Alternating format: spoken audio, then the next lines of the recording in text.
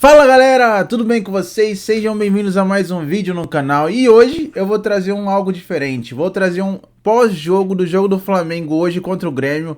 Jogo que tá 1 a 0 para o Grêmio, por enquanto ainda não acabou o jogo. Eu quero falar o que aconteceu nesse jogo. Mas antes de começar o vídeo, só quero dar um recadinho bem básico para vocês. Só queria mandar um salve aí pro canal Arrependido, para o Gustavo Benigno, que vem sempre comentando nos vídeos aí. Valeu, Gustavo. E também para o Luquinhas. Luquinhas, tamo junto, hein? Você sabe disso. Bom, galera, vamos falar agora do jogo. O jogo começou muito mal jogado. Principalmente porque o Flamengo não conseguia fazer jogadas. Porque um diferencial do Flamengo, o melhor jogador do Brasil, que é o Arrascaeta, que não estava em campo. E o Flamengo sente muita falta do Arrascaeta. O Vitinho foi escalado para jogar como meia. Porém, eu não sei se vocês já perceberam, o Vitinho não consegue desempenhar esse papel. O Everton Ribeiro deveria ser um meia do Flamengo, porém, o Renato coloca o Vitinho. Desde o jogo contra o Palmeiras já venham percebendo isso, que o Vitinho ele é titular e ele não consegue render nada com o meio campo. Ele consegue jogar melhor como ponta. Além disso, outro fator muito importante que eu percebi nessa derrota do Flamengo é que o time entrou muito desconcentrado. Uma coisa que eu reparei no jogo contra o Inter, que o Flamengo tomou 4 a 0, que o Michael tava tomando açaí antes do jogo. E hoje o Michael tava tomando café antes do jogo. Nos dois jogos eu reparei isso.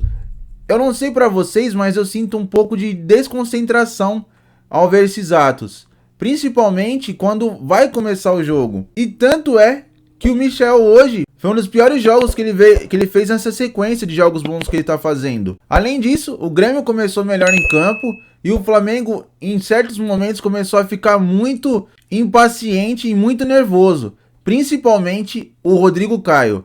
Já vou falar do Rodrigo Caio mais pra frente, mas queria pontuar esse jogador. O Rodrigo Caio estava muito impaciente no começo do jogo. Principalmente com o Borja, que ele já vem num atrito muito grande com ele. Desde o jogo contra o Atlético Nacional contra o São Paulo na Libertadores de 2016.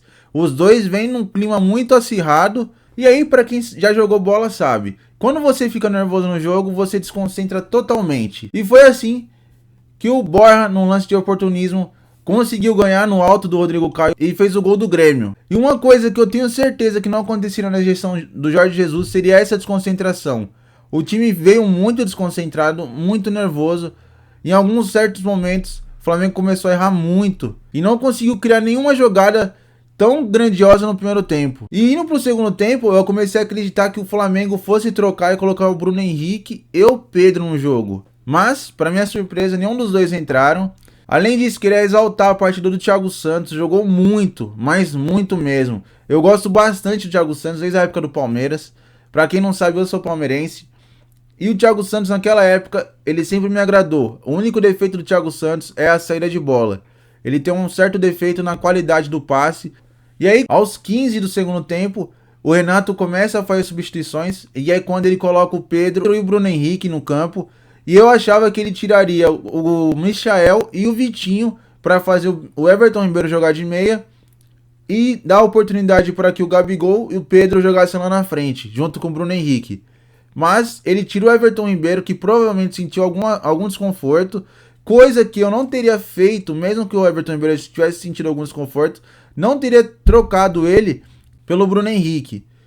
Principalmente tendo o Thiago Maia no banco. Eu teria tirado o Everton Ribeiro, colocado o Thiago Maia e avançado o Andreas para ser um meia-criador desse jogo. Porque o Vitinho jogou muito mal, não criou alguma oportunidade para o Flamengo. Teve 2 cruzamentos que ele deu que foram na direção do gol, mas de resto ele não fez nada no jogo. E além disso, o Pedro poderia ter entrado no lugar do Gabigol, que o Gabigol voltou muito mal da seleção brasileira. Muito mal mesmo. Os jogos que ele fez pela seleção, o primeiro contra o Chile ele foi bem. Agora contra o Peru e os 2 jogos que ele voltou, que ele fez depois da volta da seleção, ele não foi bem. Principalmente no primeiro jogo contra o Grêmio, hoje ele parecia assim em função no campo. Ele tá errando bolas que quem não errava e chutes que ele não errava. E aí, com a entrada dos dois, o Flamengo ficou meio desorganizado porque o Gabigol começou a puxar pro meio campo, fazendo essa ligação entre o ataque e a defesa, mas a bola não chegava lá na frente, porque o Gabigol não é meia. O Flamengo começou a depender muito da jogada do Gabigol e o Gabigol começou a errar muito.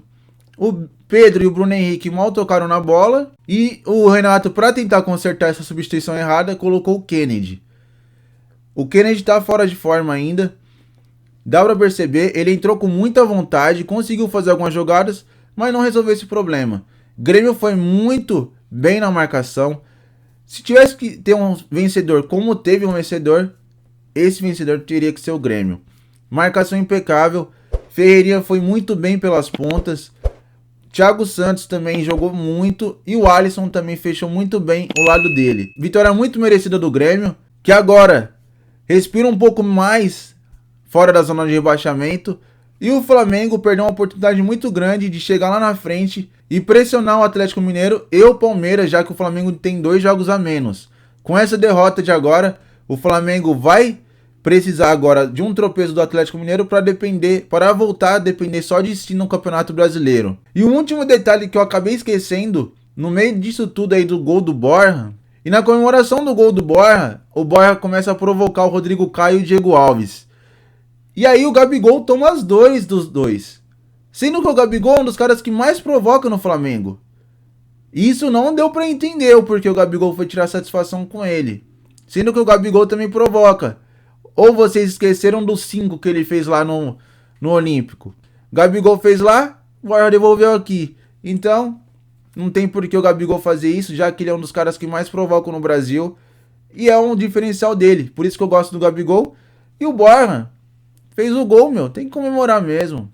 Agora o Flamengo entra em campo na próxima quarta-feira contra o Barcelona de Guayaquil. Primeiro jogo na Libertadores. Jogo no Maracanã. Acredito que esse jogo não vai interferir em nada na vida do Flamengo. Porém, deixo aqui o meu detalhe. O Flamengo está jogando muito desconcentrado em alguns jogos. E isso pode custar muito caro quando um jogo for eliminatório ou quando um jogo for muito importante. Entrar sem essa concentração em jogos importantes vai resultar numa eliminação. Por mais que o Flamengo esteja fazendo uma boa campanha, vocês sabem como que é.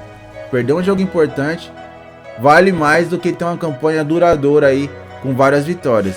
E o Grêmio agora continua sua luta no Brasileiro para se livrar dessa zona de rebaixamento, já que o clube não está na Libertadores nem na Copa do Brasil, mas ganha um grande resultado, tira um alívio, o Grêmio respira no campeonato para poder sair dessa zona de rebaixamento.